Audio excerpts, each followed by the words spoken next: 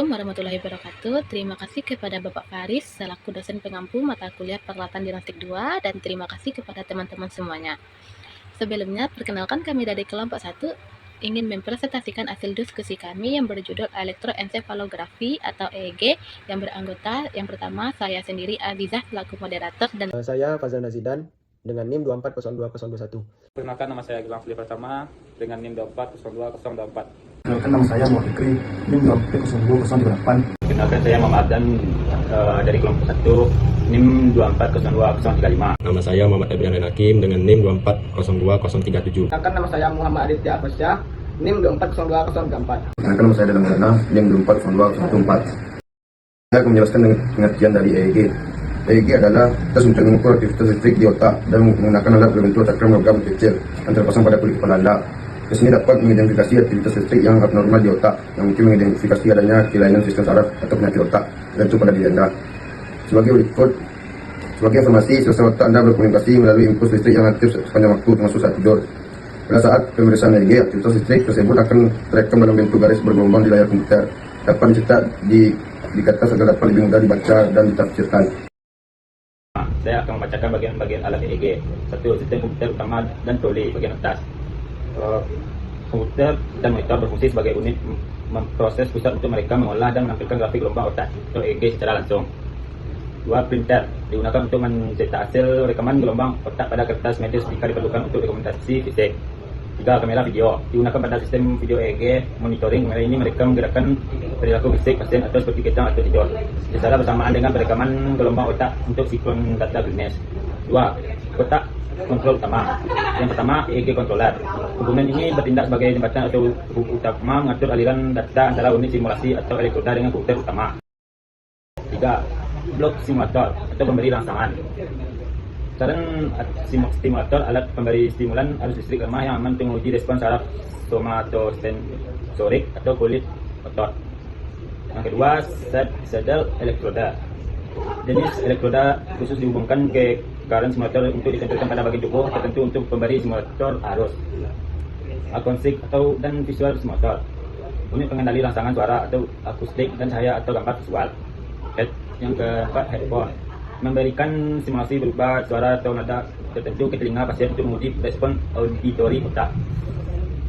Yang kelima, video monitor. Menampilkan simulasi visual berupa pola kotak-kotak hitam putih yang berkedip untuk menguji respon visual otak. 4. Modul perekam dan cap elektroda bagi bawah. Model E atau EEG cap tepi khusus yang sudah dilengkapi dengan susunan elektroda terintegrasi untuk mempermudah pemasangan elektroda pada kepala pasien secara tepat dan akurat.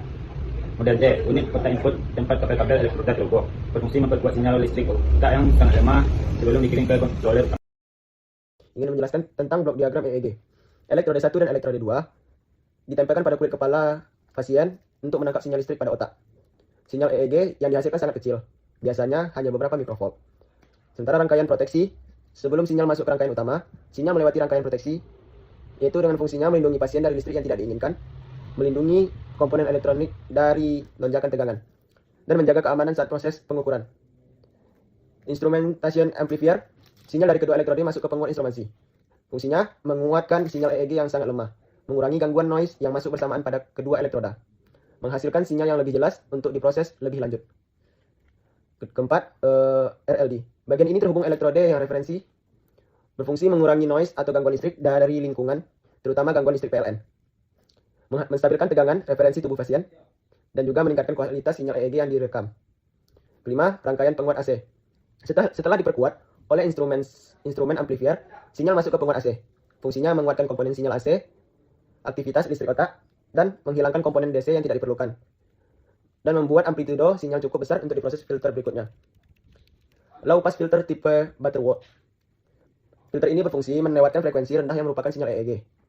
Menahan frekuensi tinggi yang dianggap sebagai noise. Karakteristik Butterworth dipilih karena responnya datar sehingga bentuk sinyalnya tetap baik. Notch filter yang digunakan untuk menghilangkan frekuensi tertentu. 50 Hz Indonesia atau 60 Hz negara lain. Yang berasal dari jaringan listrik PLN. Tujuannya agar gangguan listrik tidak ikut terbaca sebagai sinyal otak. Dan ADC atau bisa disebut analog to digital converter. ADC berada dalam microcontroller, yaitu berfungsi mengubah sinyal analog EEG menjadi data digital. Data digital ini dapat diproses oleh mikrokontroler pada komputer. Dan 10, mikrokontroler bertugas membaca data dari ADC untuk mengolah data EEG dan mengirimkan data ke komputer PC. Selanjutnya, Baiklah, saya akan menyampaikan tentang materi cara kerja alat EEG. Pemasangan elektroda sekitar 15 hingga 23 sensor elektroda dipasang di kulit kepala menggunakan pesta atau gel khusus agar menempel dan konduktif. 2. Merekam sinyal listrik dari otak sangat lemah sehingga akan diteruskan melalui kabel ke mesin amplifier untuk diperbesar. 3. Pembuatan grafik. Mesin EEG merekam dan mengubah sinyal tersebut menjadi grafik garis bergelombang yang ditampilkan di monitor. 4. Stimulasi tertentu. Saat rekaman, teknisi mungkin akan meminta Anda untuk melakukan aktivitas tertentu seperti membuka tutup mata, bernapas dalam-dalam, hiperventilasi atau melihat cahaya berkedip. Ini lakukan untuk memancing respon atau melihat pola gelombang otak tertentu. Nomor 5. Analisis dokter. Dokter spesialis neurologi saraf kemudian akan membaca dan menganalisis gelombang tersebut untuk mendiagnosis kondisi medis. Berikut saya akan menjelaskan SOP penggunaan alat EEG. 1. Persiapkan alat. Pastikan alat EEG dalam kondisi baik dan terhubung ke sumber listrik. Nyalakan sistem EEG dan perangkat komputer. Periksa fungsi kanal, kabel, dan elektroda. Pastikan perangkat lunak EEG dapat berjalan dengan normal. Siapkan gel atau pasta konduktif. 2. Persiapkan pasien. Verifikasi identitas pasien sesuai data rekam medis. Jelaskan tujuan dan proses pemeriksaan. Pastikan rambut pasien bersih dan kering. Lepaskan benda logam yang dapat mengganggu pemeriksaan. 3. Pemasangan elektroda. Bersihkan area pemasang elektroda dengan alkohol swab. Tentukan titik pemasangan sesuai sistem internasional 10-20. Oleskan gel atau pasta konduktif pada elektroda. Pasang elektroda pada titik yang telah ditentukan. Periksa impedansi elektroda dan pastikan berada dalam batas yang direkomendasikan. 4. Pelaksanaan pemeriksa. 1. Posisikan pasien dengan nyaman, berbaring atau duduk. 2. Instruksi pasien untuk rileks dan minimalkan gerakan. 3. Rekam aktivitas dasar. 4. Lakukan prosedur aktivasi bila diperlukan. 5. Amati adanya artefak seperti kedipan mata, gerakan otot, gerakan tubuh, gangguan listrik lingkungan. 5. Setelah pemeriksaan, hentikan rekaman. Lepaskan elektroda dengan hati-hati. Bersihkan sisa gel pada kepala pasien. Simpan dan beri identitas rekaman EEG. Bersihkan serta disinfeksi elektroda sesuai prosedur pengendalian infeksi. Dokumentasikan pemeriksaan. Saya akan membacakan SOP pemeliharaan alat EEG berbasis ECRI. Pemeliharaan harian setelah penggunaan. 1. Pemeriksaan elektroda. Lepaskan pasta atau gel EEG, rendam elektroda dalam air hangat selama 5-10 menit.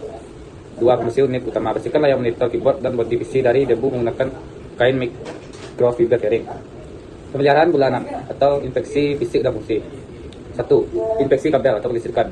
Periksa apakah ada kabel yang terkelupas atau putus atau ada yang bengkok. Lakukan LED check atau impedansi test untuk memastikan konduktivitas sensor jalan optimal. 2. Pembersihan hardware dan software. Bersihkan mouse dan trackball. Lakukan pembaruan basis data jika terhubung ke HIS atau jaringan rumah sakit, dan defrag hard disk pada PC untuk menjaga performa penyimpanan pada pasien. 3. Pemeriksaan aksesoris lain. Pastikan lampu voting simulator dan pena thermal jika menggunakan model cetak kata fungsi dengan baik.